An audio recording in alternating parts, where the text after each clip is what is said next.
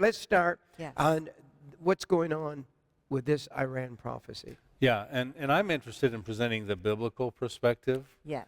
You know, people are so concerned about what's been going on geopolitically in Iran right now, and rightfully so. Sure. I mean, this radical regime is trying to get a nuclear weapon, Mm-hmm. threatening to wipe Israel off the map, Yeah. threatening, if attacked, to shut down the Strait of Hormuz, through which about a third of the oil still comes through, which is only at its narrowest point about 21 nautical miles. Easy for them to do. Mm-hmm. They're threatening global terrorism if they're struck, and of course Israel's probably threatening to strike.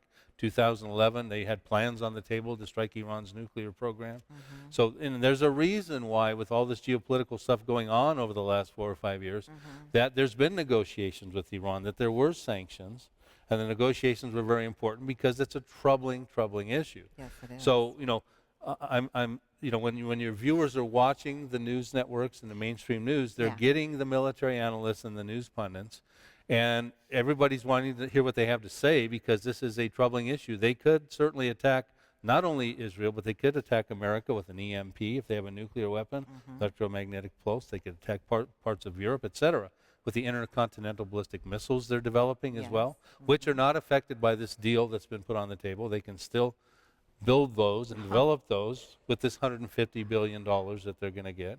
So things are still very dangerous over there. But what I like to do is say, well, does the Bible have a perspective that we can look at, something prophetic? And when it comes to Iran, it sure does. Iran actually has 2 prophecies dealing with them in the end times. They're clearly listed in Ezekiel 38:5 as Persia. But a separate prophecy that we're going to talk about today and introduce your viewers to, Ezekiel wrote that, but his contemporary Jeremiah actually wrote about a decade before Ezekiel wrote his prophecy. He wrote about Elam. Now, where is Elam on a map Yes. versus Persia, that type of thing? We'll lay that out. Okay. A little brief history. Elam was the grandson of Noah, the son of Shem. He settled in the area by the Persian Gulf. So when you look on a map today of modern-day Iran, about 1/5 of it is Elam, and the other 4/5 is ancient Persia. And they're separated by this mountain range called the Zagros Mountains, and they've always served as a geographical barrier between Elam and Persia. Well, Elam right now is a very strategic area where you've got the Bushehr nuclear reactor in there. It was Iran's crown jewel of its nuclear program.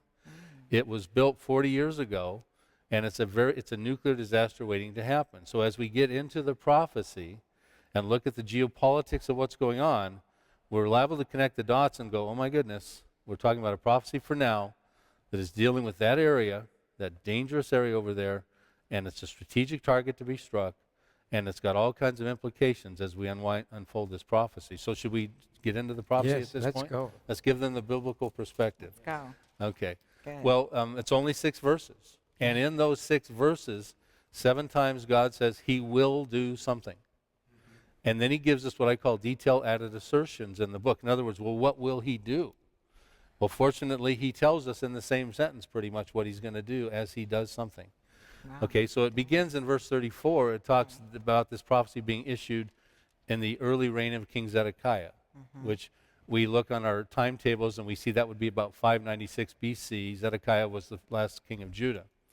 Okay, so, but what is going to happen there? It says that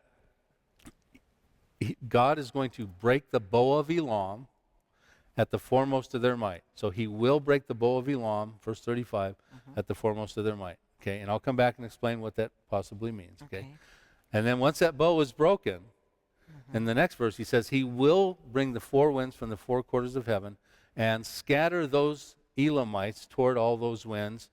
There'll be no nations, plural, where this dispersion won't take place. So in other words, it won't be an isolated scattering. It'll be a worldwide dispersion. Other usages of that idiom with the 4 winds and the scattering is when the Jewish dispersion into the nations of the world. So we get a worldwide dispersion being mentioned there. Then he says, Elam will be dismayed, detail, before their enemies, plural. So at the time of the prophecy, we have to say, well, okay, Iran's going to have enemies. So we have to ask ourselves, does Iran have enemies today? We'll get into that. Okay. Then he says, I will bring disaster. And the detail is my fierce anger. Interesting. Okay. God is angry. That's why there's a disaster. Yeah. And I'll tell you why I think that's now, and I'll tell you why I think he's angry in just a moment. He says, I will consume them with the sword. Okay? So that's the other thing. But then those are four powerful verses that don't present very good news for Iran. Okay? The next two verses actually present really good news for Iran. And this is, to me, the bigger backstory, because you may not know this, but Iran is the #1 growing evangelical population in the world right now, growing at a rate of 19.6%, Really? according to Operation World. Dreams, visions, miracles, and healings are taking place over there. Supernatural means, because God knew in the end times, and this is why you find it in Joel 2, in the end times, one of the evangelistic items on the menu had to be not just eschatology and the good gospel about Jesus Christ, but God knew there'd be a time and place in certain areas where even missionaries couldn't get in, or Jonah wouldn't even want to go. Right. And he has to roll up his sleeves, and he has to do dreams and miracles. Now, when you see all these Iranians hear about their stories, or these Syrians in the refugee camps, Yes. you find out that the common denominator amongst most of them is a dream, or a vision, or a healing. So we get into verse 38. We've gone through the first I wills. Verse 38 tells us that he will destroy from there the bad government, the bad leadership, the kings and the princes. And then he says something very interesting. I will set my throne in that area, in Elam. Interesting. What's that about? We'll get to that as well. But then he says, in the latter years, which is the tip-off to this being a latter-day prophecy, same exact words used in Ezekiel 38, in the latter years, so we know these are latter years prophecies. Yes. He says, I will bring back the captives of Elam, or restore the fortunes of them.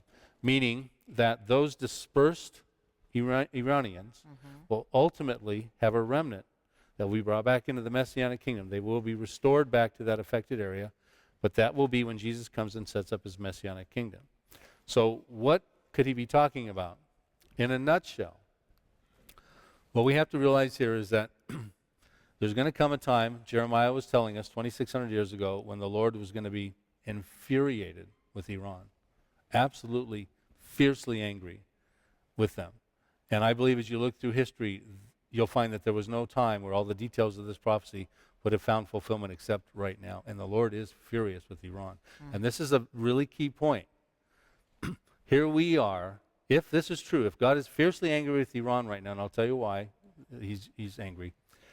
Here we are trying to force a deal down with this Iran that the Lord is fiercely angry with. Now, Benjamin Netanyahu says, Prime Minister of Israel, this deal with Iran paves a pathway to a nuclear weapon. Our President Obama says it cuts off every pathway to a nuclear weapon. So we have one guy saying this and one guy saying that. Well, I'm telling you, if this prophecy is for our time, God is with this one, that this paves a pathway to a nuclear weapon, and that's a disaster, and he's not supporting this scenario over here that says there will be no nuclear weapon. Now, do you understand what that means for Americans? God is furious with Iran. He's got plans over there in the Middle East for his people Israel, and we are trying to facilitate harm that could come upon Israel.